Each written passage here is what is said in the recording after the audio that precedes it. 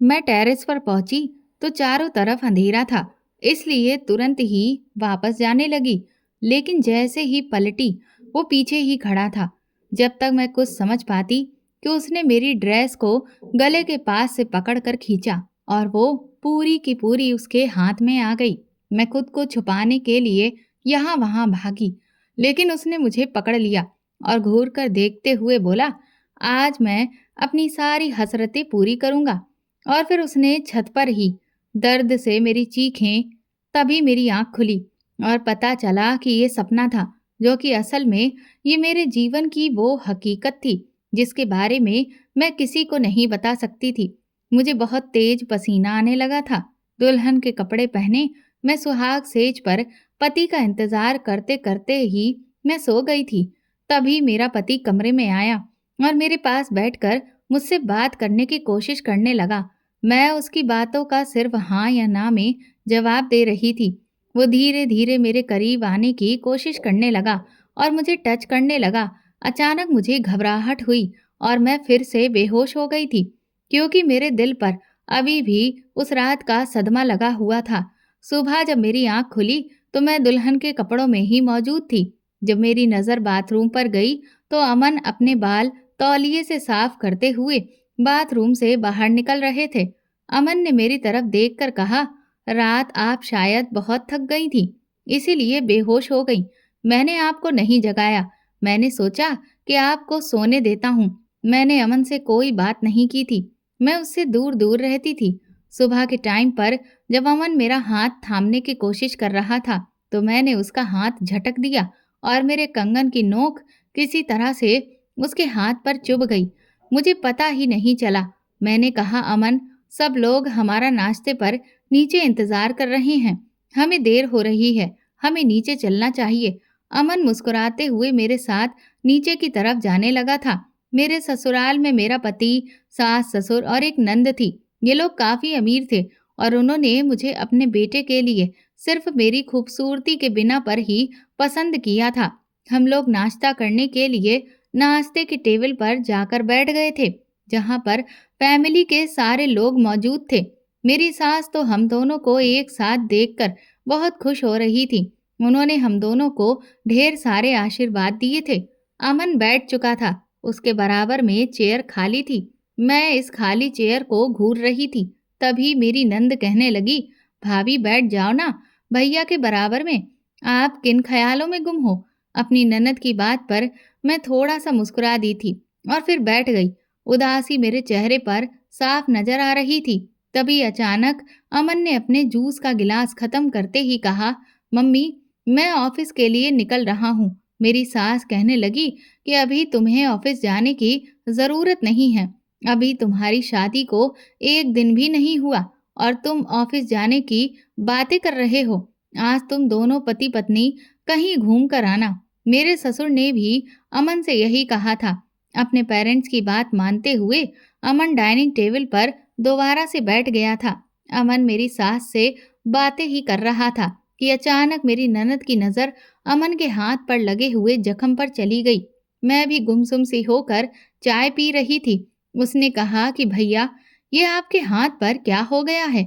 अमन ने घबरा कर और मुस्कुराते हुए मुझे देखा और कहने लगा कि कुछ नहीं, बस एक जंगली बिल्ली ने पंजा मार दिया था, उसी का निशान है। मेरी नंद मुस्कुराने लगी और कहने लगी, भैया, अभी तो शुरुआत है, आगे आगे देखो क्या होता है।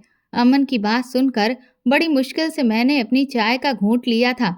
मुझे ऐसा लगता था जैसे मेरा रिश्ता मजबूरी में अमन के साथ जुड़ा हुआ है, लेकिन अब इस रिश्ते को खुशी खुशी निभाना तो था।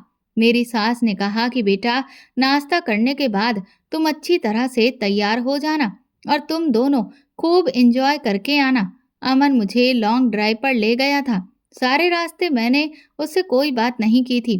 अमन मुझसे बात करने की कोशिश कर रहा था, लेकिन मैंने पलटकर उसे कोई भी जवाब नहीं दिया था। मेरा ये सुलूक अमन को पसंद नहीं आया था, मगर वो कर क्या सकता था?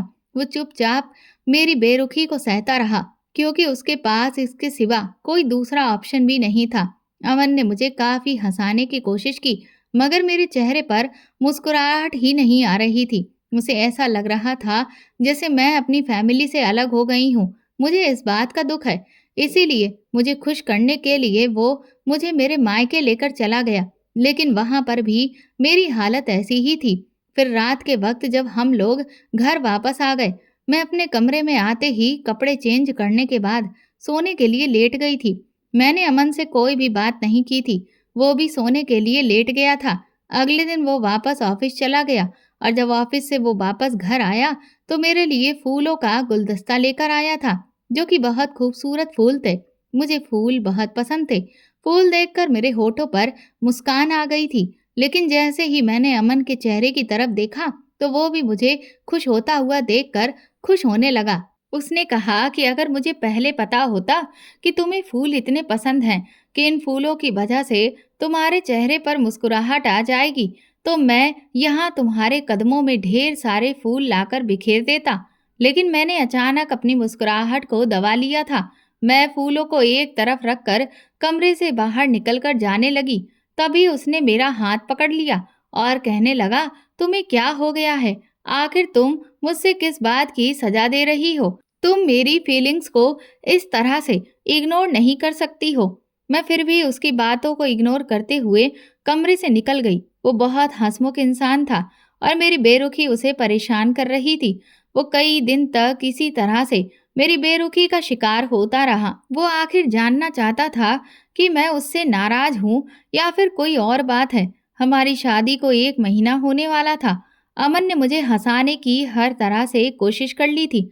आज वो फिर से मेरे लिए ऑफिस से घर आया तो मेरे लिए फूल लेकर आया था और आज फिर फूलों को देखकर मेरे चेहरे पर मुस्कुराहट आ गई थी। उसने कहा, मैं रास्ते से आ रहा था तो मुझे याद आ गया कि मेरी पत्नी को फूल बहुत पसंद है। उम्मीद है तुम्हें ये फूल पसंद आए होंगे। मैंने धीरे से बुके अपने हाथ में थाम लिया। अमन को लगा था कि मैं आज भी उसके इन फूलों को इग्नोर कर दूंगी और अब की बार मैंने उसके चेहरे को देखकर अपने चेहरे की मुस्कुराहट को भी बंद नहीं किया था, क्योंकि आखिर मैं उससे कब तक इतना परेशान कर सकती थी। इसमें उसकी कोई गलती नहीं थी। अमन ने मेरी तरफ देखकर कहा, शुक्र है कि तुमने बुके फेंक कर मेरे मुंह पर नहीं मारा। मुझे तो डर लग रहा था। वो मुझे छेड़ते हुए मुस्कुराने लगा और उसकी इस बात पर मेरी भी हंसी निकल गई थी। मेरे चेहरे पर मुस्कान देखकर अमन कहने लगा, अरे ओ मैडम, आप मुस्कुराती भी हो। अब हम दोनों की नज़दीकियां बढ़ने लगी थीं। मैंने अमन के अच्छे बिहेवियर की वजह से उसे एक्सेप्ट कर लिया था। हम दोनों की जिंदगी बहुत अच्छी गुजर रही थी। मैंने मान लिया था कि मैं अमन की पत्नी हूँ और मैं उसे पत्नी होने का सारा सुख भी देने लगी थी। मेरी जिंदगी मेरे पति के साथ बहुत अच्छी गुजर रही थी और मैं अब अपने उस काले अतीत को भूलने की कोशिश कर रही थी। लगभग मेरी शादी को अब 4 महीने गुजरने वाले थे। अब हम दोनों पति पत्नी की मोहब्बत एक दूसरे के लिए बहुत ज़्यादा बढ़ गई थी। एक दिन मेरी सास ने कहा था कि बेटा, बिजनेसमैन रायजादा जी के यहाँ एक बहुत बड़ी पार्टी है जहाँ पर तुम्हें और अमन को जाना है। इस बारे में अमन को बता देना। मेरी तबीयत ठीक नहीं है, मैं नहीं जा पाऊंगी। मैंने इस बारे में कॉल करके अमन को बता दिया था। उन्होंने कहा था कि तुम रात को रेडी रहना, हम लोग पार्टी में चलेंगे। रात को जब अमन घर पर आए तो मैंने ब्लैक कलर की साड़ी पहने हुई थी। मुझे साड़ी में देखकर वो एक नज़र देखते ही रह गए थे। उन्होंने कहा कि तुम बहुत खूबसूरत लग रही हो। धीरे धीरे वो मेरे करीब आ रहे थे और मेरी तारीफ करते जा रहे थे। तभी अचानक मुझे अपने कमरे के बाहर किसी का साया महसूस हुआ था। मैं घबरा गई थी और मैं अमन के पास से हटकर दरवाजे की तरफ गई तो वहां पर कोई भी नहीं था। अमन कहने लगा कि कोई बात नहीं, हम दोनों पति पत्नी हैं और वैसे भी हम दोनों के कमरे के बाहर कोई क्यों आएगा? शायद पायल होगी, वो वैसे भी हमें बहुत छेड़ती है। अमन तो तैयार होकर नीचे चला गया था। उसने कहा कि तुम जल्दी से रेडी होकर आ जाओ। मैं अपने हाथों में चूड़ियां पहनना भूल गई थी। मैं अपने हाथों में चूड़ियां पहनने लगी। तभी अचानक मुझे फिर से दरवाजे पर किसी का साया महसूस हुआ।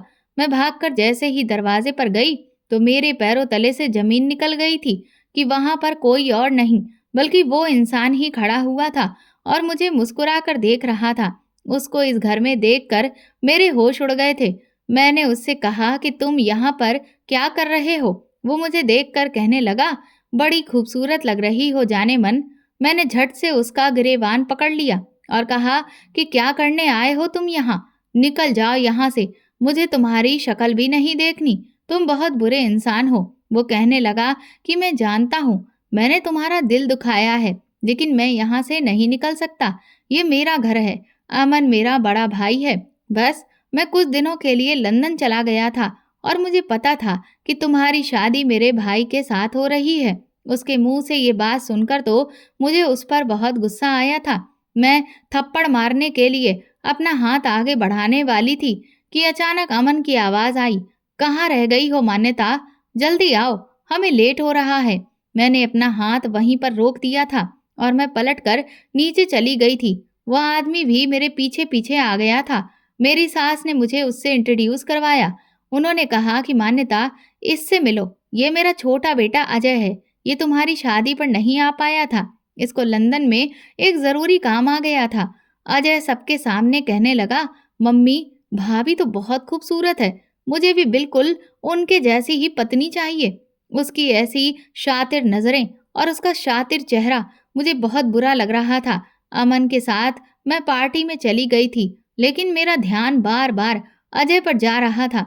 मैं खोई खोई सी थी और मुझे इस तरह से परेशान देखकर अमन बार बार सवाल कर रहे थे कि तुम्हें क्या हो गया है?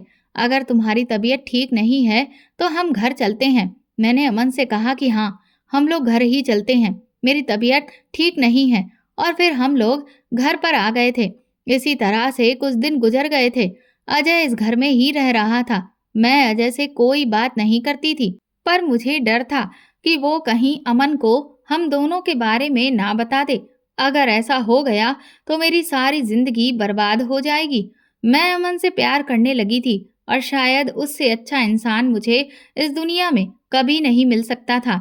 अमन ने एक दिन मुझसे सवाल किया कि तुम किस बात से परेशान हो और तुम खोई खोई क्यों रहती हो? मैंने उसका हाथ थाम लिया और कहने लगी कि मेरी परेशानी की वजह आप हो। मेरी बात सुनकर वो हैरान रह गए थे। वो कहने लगे, आखिर मैंने तुम्हें क्या परेशानी दी है? तुम बताओ कि मेरी वजह से तुम क्यों परेशान हो मान्यता? मैंने कहा, प्लीज आप मुझसे वादा करो कि आप कभी भी मुझे नहीं छोड़ोगे। मैं आपसे बहुत प्यार करती हूँ। जिंदगी के किसी भी मोड़ पर आप मेरा साथ नहीं छोड़ोगे और हमेशा मुझ पर भरोसा करोगे। अमन मेरी बात पर हंसने लगा और कहने लगा, बस इतनी सी बात, इतनी बात पर तुम परेशान हो रही हो? अरे पगली, मैं तुमसे वादा करता हूँ कि मैं तुम्हें कभी नहीं छोड़ूंगा और हमेशा तुम्हारा साथ दूंगा।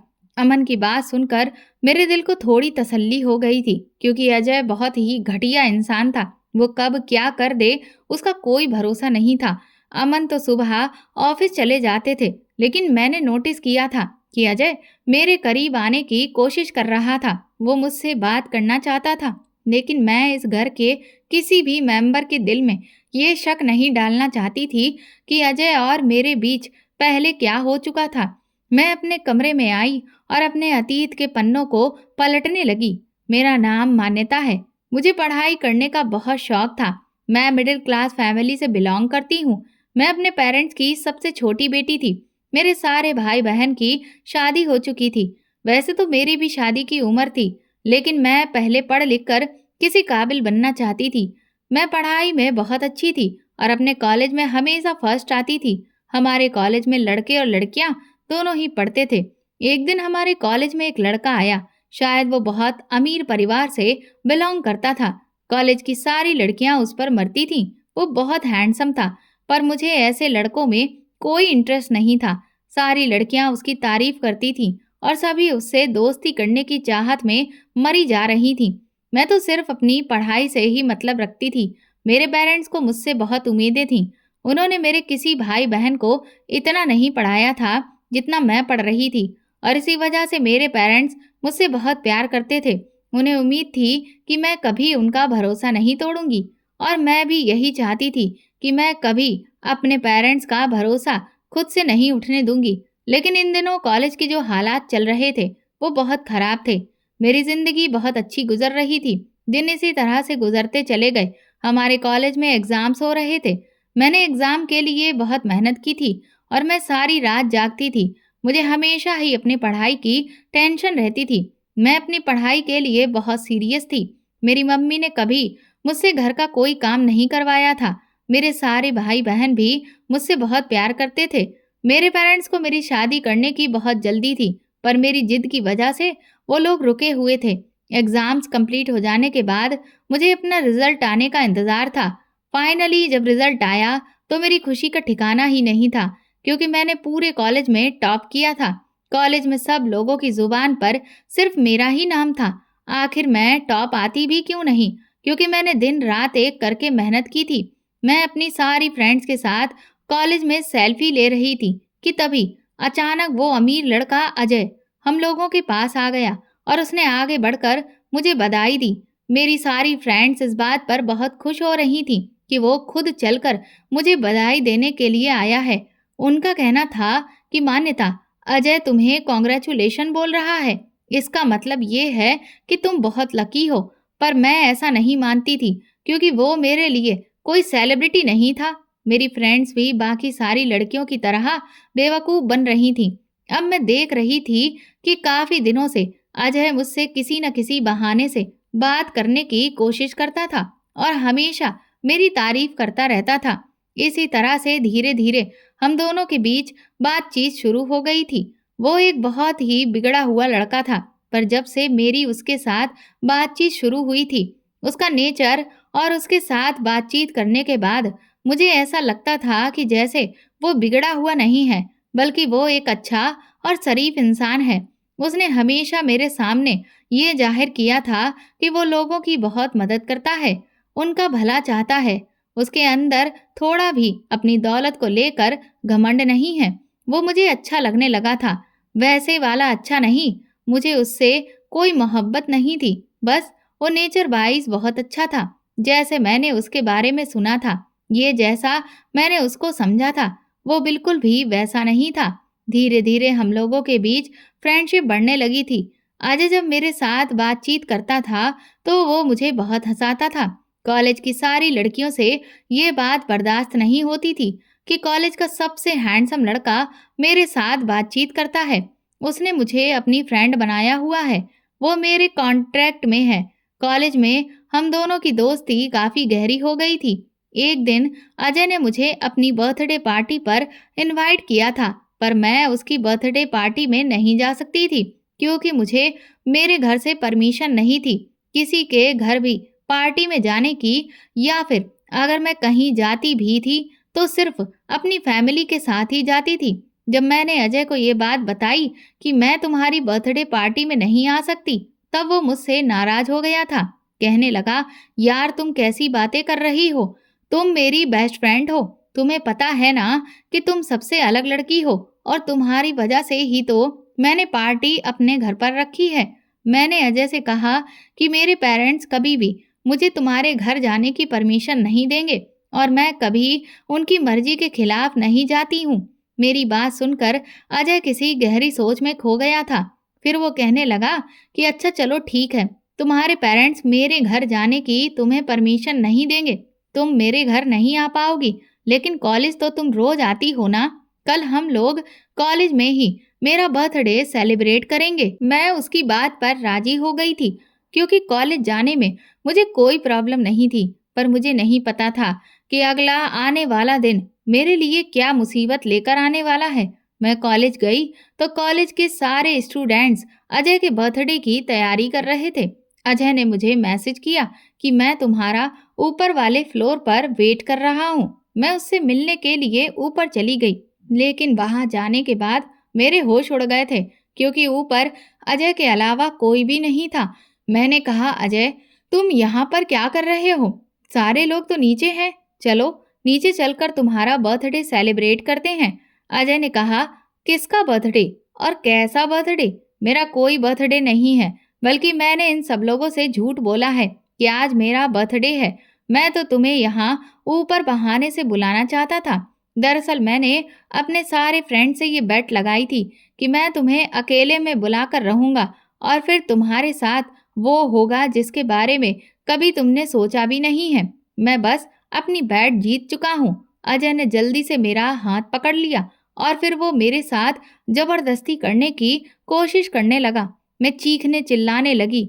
मेरी कुछ भी समझ में नहीं आ रहा था कि मैं क्या करूं, क्योंकि अजय ने मुझे बहुत मजबूती से पकड़ा हुआ था। मुझे उस पर बहुत गुस्सा आ रहा था कि वो कितना घटिया इंसान है।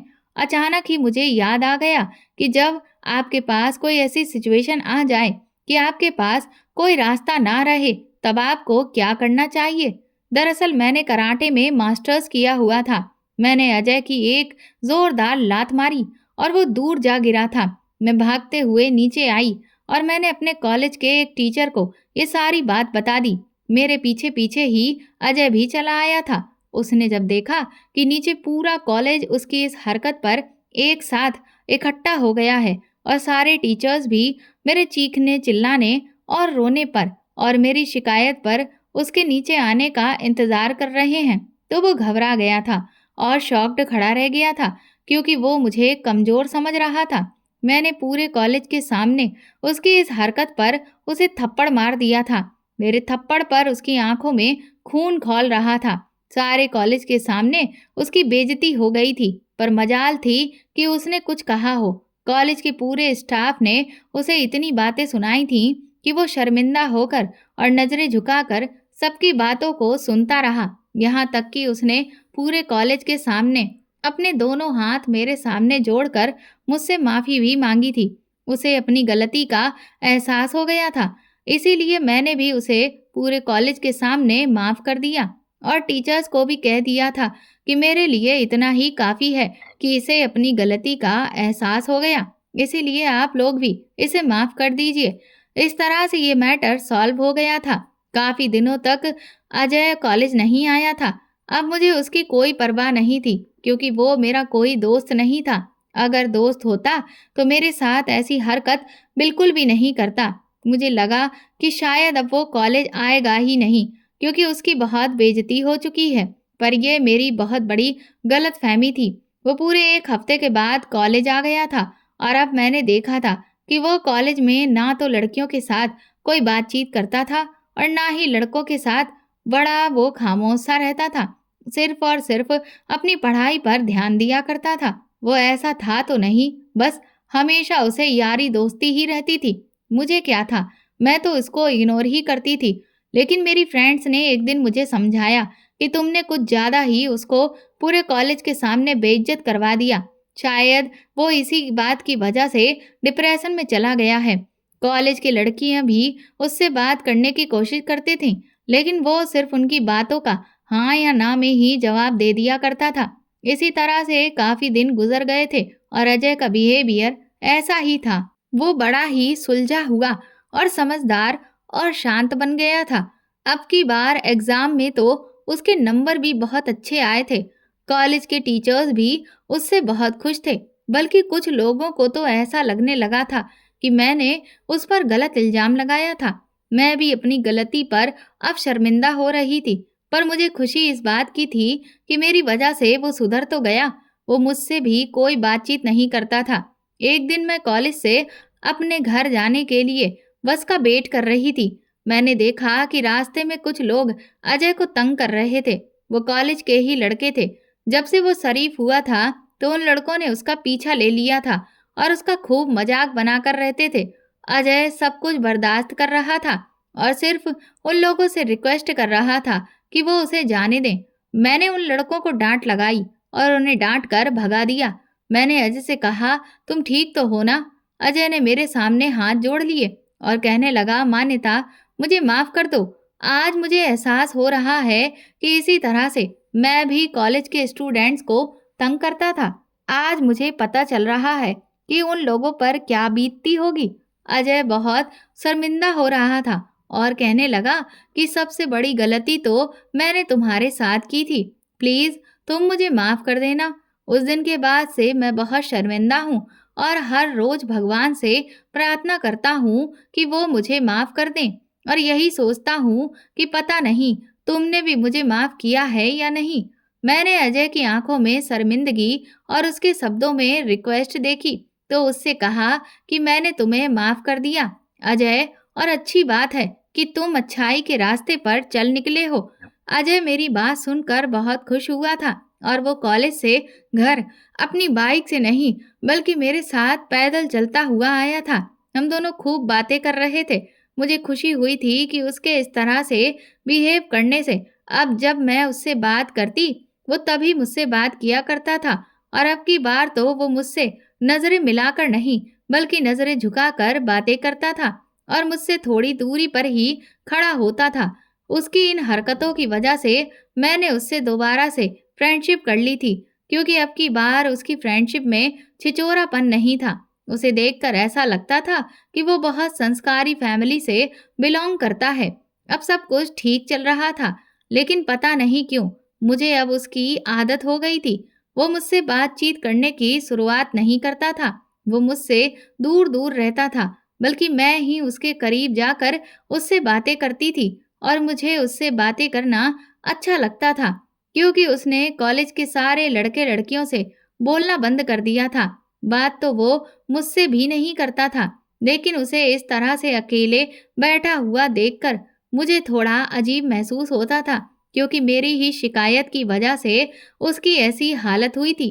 मुझे खुद पर गुस्सा आ रहा था कि मुझे उसके ऊपर पूरे कॉलेज के सामने ब्लेम नहीं लगाना चाहिए था। मैं उसकी शिकायत अकेले में भी तो टीचर से कर सकती थी ना। फिलहाल जो भी था, जैसा भी था, मुझे वो पसंद आने लगा था। वो बहुत सीधा और साधारण बन गया था। मैं उसको पसंद करने लगी थी और उससे प्यार भी करने लगी थी। धीरे धीरे हम दोनों की फोन पर बातें होने लगी। कॉलेज में भी हम लोग बहुत बात किया करते थे। हमारी इन हरकतों की वजह से कॉलेज के लड़के लड़कियां मेरे बारे में भी बात करने लगे थे कि पहले तो मान्यता ने अजय पर इल्जाम लगा दिया, और अब देखो फिर दोबारा से इसके साथ ही रहने लगी है। मेरे पास उन लोगों की बातों का देने के लिए कोई जवाब नहीं था। अजय और मेरी फ्रेंडशिप बहुत अच्छी चल रही थी। हम दोनों ही एक दूसरे के करीब आ रहे थे और एक दूसरे से प्यार करने लगे थे। बस मेरा ये फाइनल ईयर चल रहा था और अब मेरे मम्मी पापा ने बोल दिया था कि अब हम तुम्हारी शादी करेंगे। अब तुम्हें आगे पढ़ने की कोई ज़रूरत नहीं है। पर मैं जॉब करना चाहती थी, लेकिन पापा ने कहा कि हम तुम्हें जॉब नहीं करवा सकते। बचपन से लेकर आज तक हमने तुम्हारी हर डिमांड को पूरा किया। अब अगर तुम जॉब करोगी तो लोग यही सोचेंगे कि एक पिता अपनी बेटी की कमाई खाना चाहता है। मैंने जब ये बात अजय को बताई तो उसने कहा कि तुम कहो तो मैं तुम्हारे घर रिश्ता भेज देता हूँ, क्योंकि मैं तुमसे बहुत प्यार करता हूँ और तुम्हारे बिना नहीं रह सकता। अगर तुम्हारे पेरेंट्स चाहते हैं कि तुम्हारी शादी हो जाए तो मैं तुम्हें किसी और का होते हुए नहीं देख सकता। अजय की ये बातें मेरे दिल में उतर गई थीं, और बस फिर मेरे दिल में उसके लिए बहुत प्यार बढ़ गया था। मेरे पेरेंट्स मुझसे कहने लगे कि तुम्हें लड़के वाले देखने के लिए आ रहे हैं। मैंने उन लोगों को साफ इनकार कर दिया था कि आप लोगों ने मेरी हर डिमांड को पूरा किया है। क्या आप लोग मेरी मर्जी के मुताबिक मेरी शादी नहीं करवा सकते? मैंने अजय के बारे में उनको सब कुछ बता दिया था। मुझे लगा था कि मेरी बात सुनकर मेरे मम्मी पापा को खुशी होगी, लेकिन वो लोग थोड़े अपसेट हो गए थे। ऐसा क्यों था, मेरी कुछ समझ नहीं आया था। मेरे पेरेंट्स ने कहा कि बेटा, लड़के हमेशा लड़कियों को धोखा देते हैं, इसीलिए तुम ऐसा कोई काम मत करो जिसकी वजह से हमें शर्मिंदा होना पड़े। मैंने कहा पापा, अजय अपने घर से रिश्ता भेजने के लिए तैयार है। अगर आप लोगों को अजय पसंद आ जाएगा तभी मैं शादी करूंगी। मेरी बात सुनकर मेरे मम्मी पापा खुश हो गए थे। मैंने जब ये बात अजय को बताई तो उसने कहा कि वो अपनी फैमिली से भी इस बारे में बात करेगा और फिर मुझे फाइनल जवाब देगा। इस तरह से 1 महीना गुजर गया था, लेकिन अजय ने अभी तक मुझे कोई जवाब ही नहीं दिया था। अजय का कहना था कि मेरे घर में मेरे दादाजी की तबीयत बहुत खराब है। अब ऐसे माहौल में मैं अपने रिश्ते की बात नहीं कर सकता। दादाजी की तबीयत में थोड़ा सुधार आ जाए तो मैं ये बात अपनी फैमिली को बता दूंगा। उसके बाद वो लोग तुम्हारे घर रिश्ता लेकर आ जाएंगे। इन दिनों मेरे बहुत सारे रिश्ते आ रहे थे, पर अजय की वजह से मेरे मम्मी पापा को हर रिश्ते को रिजेक्ट करना पड़ जाता था। मेरे मम्मी पापा मुझसे हर दिन यही कहते थे कि तुम उस लड़के से बात करो कि वो कब यहाँ पर रिश्ता भेज रहा है। मुझे अजय से अब डर लग रहा था कि कहीं वो मुझे धोखे पर तो नहीं रख रहा। मैंने अजय से फाइनल जवाब मांगने के लिए उसको कॉल लगाई। अजय ने मेरी कॉल रिसीव करते ही कहा था कि आज तुम्हारे लिए गुड न्यूज़ है। मैं तो उसकी बात सुनकर दंग रह गई थी कि आखिर मेरे लिए वो कौन सी ऐसी गुड न्यूज़ दे रहा था। अजय ने कहा कि 2 दिन बाद मेरे पेरेंट्स तुम्हारे यहाँ रिश्ता लेकर आएंगे।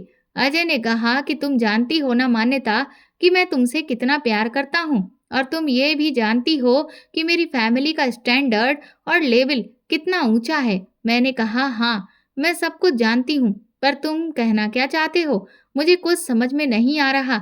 अजय कहने लगा, देखो, मेरी फैमिली और तुम्हारी फैमिली में काफी फर्क है। तुम्हारी फैमिली एक मिडिल क्लास फैमिली है और मेरी फैमिली एक हाई क्लास फैमिली है। मैंने तुम्हारे बारे में अपने पेरेंट्स को सब कुछ बता दिया है और तुम्हारी फोटो भी उनको दिखा दी है। तुम उनको बहुत पसंद आई हो। वो लोग जल्दी ही तुम्हारे घर रिश्ता लेकर जाना चाहते हैं। लेकिन मेरी एक ख्वाहिश है, मैं चाहता हूँ कि तुम्हारे पेरेंट्स मेरे पेरेंट्स के लिए अच्छा इंतजाम करें, मतलब उनका अच्छी तरीके से वेलकम करें। तुम्हारे घर कोई नहीं आएगा, सिर्फ मेरे मम्मी पापा और मेरी छोटी बहन के अलावा। तुम्हें उनके लिए उनके खाने पीने का अच्छा इंतजाम करना है। मैं नहीं चाहता कि अगर कोई कमी रह जाए तो मेरे पेरेंट्स ये सोचें कि हम अपने बेटे का रिश्ता कहाँ लेकर आ गए हैं। मैं उनके दिमाग में कोई ऐसा वैसा ख्याल भी नहीं आने देना चाहता, क्योंकि मैं तुमसे बहुत प्यार करता हूँ। मैं तुम्हें किसी भी हालत में छोड़ नहीं सकता।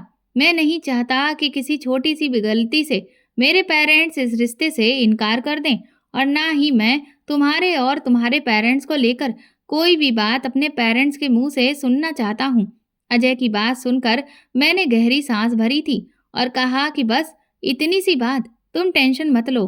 तुम मेरी फैमिली को जानते नहीं हो। मेरे पापा तुम्हारी फैमिली के लिए बहुत अच्छी अरेंजमेंट्स करेंगे, बल्कि तुम्हारी फैमिली बहुत खुश होकर यहाँ से जाएगी। अजय मेरी इस बात पर खुश हुआ था। मुझे तो अपनी जिंदगी बहुत अच्छी लगने लगी थी। मैंने खुशी खुशी अपने मम्मी पापा को ये बात बता दी थी और साथ ही साथ ये भी कहा था कि मेरे ससुराल वालों के वेलकम में कोई कमी नहीं होनी चाहिए। मेरी मम्मी ने मुझे तसल्ली दिलाई थी कि हमारी बेटी इतनी खुश है और हम उसकी खुशी की खातिर सब कुछ कर देंगे। मुझे तो अब सिर्फ उस दिन का इंतजार था जब अजय के पेरेंट्स मेरे घर आने वाले थे। आज मेरी जिंदगी का सबसे स्पेशल दिन था। आज मेरा रिश्ता अजय से तय होने वाला था। सुबह से ही मेरे मम्मी पापा और मेरे सारे भाई बहन उन लोगों के आने की तैयारियां कर रहे थे। मैंने अजय से एक दिन पहले ही उसकी फैमिली के आने की टाइमिंग पूछ ली थी। अजय ने बताया था कि मेरी फैमिली शाम के 7 बजे तक तुम्हारे घर आ जाएगी। मुझे ऐसा लग रहा था कि मोहब्बत पाना कोई मुश्किल काम नहीं होता। अगर दोनों ही अपनी मोहब्बत में बराबर के हिस्सेदार हैं तो मेरी पूरी फैमिली भी बहुत खुश थी, क्योंकि उन लोगों के लिए मेरी खुशी ही सबसे ज्यादा मायने रखती थी। और फिर मेरा रिश्ता इतनी बड़ी फैमिली में तय हो रहा था। इस बात से और भी ज्यादा मेरे घर वाले खुश थे और ज्यादा से ज्यादा उनकी खातिर करना चाहते थे। दिन इसी तरह से गुजर गया था और 7 बजे का समय करीब आने लगा था। हम सब लोगों की नजर बार बार घड़ी पर जा रही थी और फिर शाम के 7 भी बज गए थे, लेकिन अभी तक अजय की फैमिली नहीं आई थी। मैंने उसको कॉल लगाई तो मेरी कॉल रिसीव ही नहीं कर रहा था। पता नहीं उसे क्या हो गया था। मैं बार बार उसे कॉल लगा रही थी। फिर 8 बज गए, 9 बज गए थे और फिर 10 बज गए। सब लोग मुझसे बार बार पूछ रहे थे कि आखिर उसकी फैमिली कहाँ है, तुम उसे कॉल करो। पर वो मेरी कॉल रिसीव करे तब तो मैं अपनी फैमिली को कुछ बताऊं ना। मुझे अजय पर बहुत गुस्सा आ रहा था। इसी तरह से सारी रात गुजर गई थी। हम लोगों ने पूरी रात जागकर अजय की फैमिली का इंतजार किया था और हमारी सारी की सारी तैयारियां धरी की धरी रह गई थी। मैं सारी रात अजय का नंबर ट्राई करती रही थी। लगातार उसके नंबर पर रिंग जा रही थी, पर जब सुबह के 6 बज गए तो उसका नंबर स्विच ऑफ हो गया था। फिर इसी तरह से पूरे एक हफ्ते तक उसका नंबर स्विच ऑफ आ रहा था और मैं अपनी फैमिली के सामने शर्मिंदा होती रही। मेरे घर वालों ने कहा था कि तुमने हमारी इज्जत का मजाक बना दिया। तुमने और उस लड़के ने मिलकर हमें बेवकूफ बनाया है। मम्मी ने कहा कि तुम्हारे पापा ने तो पहले ही कहा था ये सारे लड़के एक जैसे ही होते हैं और भोली भाली लड़कियों को धोखा देते हैं। वो सच कह रहे थे और अजय के हाथों मैं दोबारा से बेवकूफ बन गई थी। मैं कॉलेज भी गई थी पर अजय कॉलेज भी नहीं आया था। काफी दिनों तक मैं कॉलेज के चक्कर लगाती रही पर अजय मुझे कहीं नजर नहीं आया। मैं समझ गई थी कि अब की बार फिर से उसने मुझसे बदला लिया है और उस जैसा घटिया इंसान कभी नहीं सुधर सकता था। उसकी मोहब्बत ने मेरे दिल को चीर कर रख दिया था। मैं उससे बहुत प्यार करने लगी थी। उसके लिए मैंने अपनी आंखों में सपने सजा लिए थे पर उसने मुझे ऐसे मौके पर आकर धोखा दिया था कि मैं अपनी फैमिली के सामने भी शर्मिंदा होकर रह गई थी। इसी तरह से 4 महीने गुजर गए थे। मुझे हमेशा उसका इंतजार रहता था और मैं यही सोचती थी कि वो मुझे कहीं भी मिल जाए या एक बार वो मेरी कॉल रिसीव कर ले। मैं उसे छोड़ूंगी नहीं। उसे बताऊंगी कि मैं उससे कितना प्यार करती थी, उस पर कितना भरोसा करने लगी थी। पर उसने मेरे भरोसे का मान तोड़ दिया। दिन रात मैं इसी टेंशन में रोती रहती थी।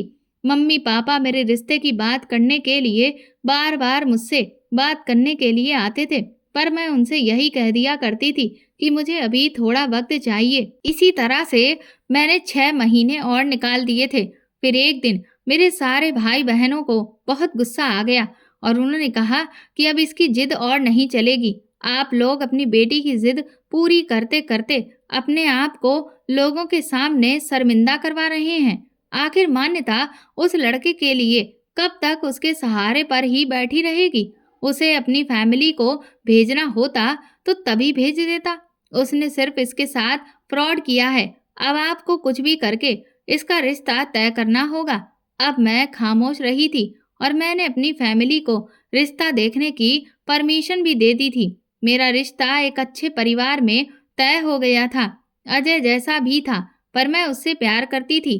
मैंने उसके अलावा किसी और से प्यार नहीं किया था। इसीलिए मेरे लिए ये शादी करना बहुत मुश्किल हो रहा था। न जाने क्यों मेरी आंखों को अजय के आने का इंतजार अभी भी था और मुझे उसका गम सताए जा रहा था। मेरी शादी का दिन आ गया था और मैं अपनी शादी से खुश नहीं थी। मेरे होने वाले पति का नाम अमन था। वो बहुत हैंडसम था और काफी पढ़ा लिखा था। मेरी शादी की सारी रस्में उसके साथ हो चुकी थी और फिर मैं विदा होकर उसके साथ अपने ससुराल चली आई थी। पर अपनी पूरी शादी में मैं थोड़ा सा भी नहीं मुस्कुराई थी क्योंकि मुझे अजय से बहुत सारी शिकायतें थीं। मैंने उसकी दुल्हन बनने के सपने सजाए थे और आज मैं किसी और की दुल्हन बन गई थी। अजय का तो कुछ अता पता ही नहीं था। वो पूरी तरह से मेरी जिंदगी से गायब हो गया था। लेकिन मेरी आंखें उसे अभी तक ढूंढ रही थीं। मैं उससे शिकवा करना चाहती थी कि आखिर उसने मेरे साथ ऐसा क्यों किया। उसने मेरे दिल को किसी और का बनने काबिल नहीं छोड़ा था। मेरा दिल उसके लिए तड़प रहा था और फिर मुझे वो बात याद आने लगी जो उसने छत पर मेरे साथ किया था। मुझे उससे नफरत होने लगी। उसने शुरू से मुझे खिलौने की तरह इस्तेमाल किया था। एक दिन घर में कोई भी मौजूद नहीं था। मैं हॉल की तरफ गई तो मैंने देखा कि अजय बैठा हुआ चाय पी रहा था। उसने मुझे देखकर आवाज लगाई। मैं उसकी कोई बात सुनना नहीं चाहती थी। उसने कहा कि मैं जानता हूँ कि तुम मुझसे नाराज हो। नाराजगी की अपनी जगह, पर तुम मेरे साथ बैठकर एक कप चाय तो पी सकती हो। मैं उससे कोई बात नहीं करना चाहती थी लेकिन वो बहुत ही इंसिस्ट करने लगा। उसने मुझे चाय का कप दिया और मैं बैठकर पीने लगी। चाय पीते ही मुझ पर एक अजीब सी बेहोशी छाने लगी और मैं बेहोश हो गई। अगले ही पल जब मुझे होश आया तो ये देखकर मेरे पैरों तले से जमीन निकल गई थी कि मैं अजय के कमरे में उसके बिस्तर पर मौजूद हूँ और दोनों भाई आपस में झगड़ा कर रहे हैं। अमन ने मुझसे कहा कि तुम यहाँ क्या कर रही हो। मैंने अमन को बहुत यकीन दिलाने की कोशिश की कि इसमें मेरी कोई गलती नहीं है। मैं कब इस कमरे में आ गई मुझे कुछ पता ही नहीं चला, पर जिसका डर था वही हुआ था। अमन मुझसे नाराज रहने लगा था। उन दोनों भाइयों के बीच उस दिन बहुत बड़ा झगड़ा हुआ था। मैं अमन की नाराजगी बर्दाश्त नहीं कर सकती थी, इसलिए मैं अजय के कमरे में उससे बात करने गई थी कि उसने मेरे साथ ऐसा क्यों किया। आखिर वो कब तक मुझे धोखा देता रहेगा। मैंने जब अजय से इस बारे में बात की तो वो हंसने लगा और कहने लगा कि ये सब तुम्हारे उसी थप्पड़ का बदला है जो तुमने मुझे पूरे कॉलेज के सामने मारा था। तुम मुझे नहीं जानती, मैं अपनी बेइज्जती बर्दाश्त नहीं कर सकता। उस दिन तो मैंने तुम्हारे पेरेंट्स को और तुम्हें बहुत अच्छी तरह से बेवकूफ़ बनाया था। मैं जानता था कि तुम्हारे दिल में मेरे लिए मोहब्बत बहुत बढ़ गई है। तुम्हें भरोसा दिलाने के बाद मैंने तुम्हारी कॉल रिसीव नहीं की थी और फिर मैं कुछ दिनों के लिए इस शहर से ही गायब हो गया था। जब मेरी मम्मी ने मुझे तुम्हारा फ़ोटो दिखाया तो मुझे एक नया आइडिया मिल गया जिससे मैं तुमसे बदला ले सकूं और तुम्हारी शादीशुदा ज़िंदगी में भी ज़हर घोल दूं। मैं यहाँ पर इसलिए ही तो आया हूँ। तुम जानती नहीं कि तुमने तो मुझे सिर्फ एक थप्पड़ मारकर पूरे कॉलेज के सामने बदनाम किया था और उस दिन के बाद से न जाने मैं तुम्हें अब तक कितने थप्पड़ मार चुका हूँ। ये कहकर वो जोर-जोर से हंसने लगा। उसकी इस हरकत पर मुझे बहुत गुस्सा आ रहा था। मैं आगे बढ़कर उसके थप्पड़ मारने ही वाली थी कि तभी अचानक मेरा हाथ किसी ने पकड़ लिया। हाथ पकड़ने वाला इंसान कोई और नहीं बल्कि अमन था।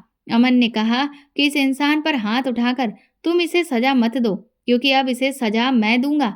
अमन ने अजय को इतना मारा था कि सारे घरवाले इकट्ठा हो गए थे।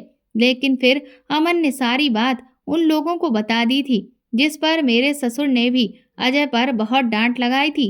मेरे पति ने फैसला कर लिया था कि वो इस घर में नहीं रहेगा क्योंकि अजय भी इसी घर का बेटा था और वो उसकी शक्ल तक नहीं देखना चाहते थे। अमन ने मुझसे हाथ जोड़कर माफ़ी मांगी थी कि वो गलतफहमी का शिकार हो गए थे और मेरे सास ससुर के कहने पर अजय ने भी मुझसे अपने किए की माफ़ी मांगी थी। अजय ने बता दिया था कि उस दिन अजय ने मुझे चाय में नींद की दवाई मिलाकर दी थी जिस वजह से मैं बेहोश हो गई थी और उसने मुझे अपने कमरे में अपने बिस्तर पर ले जाकर लिटा दिया था जिसकी वजह से अमन के दिल में शक आ गया था। सारी सच्चाई खुलकर अब अमन और उसकी फैमिली वालों के सामने आ गई थी क्योंकि अमन अजय के मुंह से सारी बातें सुन चुके थे। अमन मुझे उस घर से लेकर दूसरे घर में आ गए थे। मेरे पति ने आज तक अपने छोटे भाई को माफ नहीं किया और मैं भी कभी भी उस घटिया इंसान को माफ नहीं कर सकती हूँ। इसीलिए उन्होंने अपने छोटे भाई से सारे रिश्ते नाते खत्म कर दिए हैं। मेरी जिंदगी अब अमन के साथ बहुत अच्छी गुजर रही है। दोस्तों, अगर आपको हमारी कहानी पसंद आई है तो कमेंट करके ज़रूर बताएं और वीडियो को लाइक करके ज़्यादा से ज़्यादा शेयर करें। चैनल पर नए हैं तो सब्सक्राइब करें और हाँ, नोटिफिकेशन बेल को ज़रूर दबाएं ताकि अगली अपडेट सबसे पहले आपको मिले। धन्यवाद।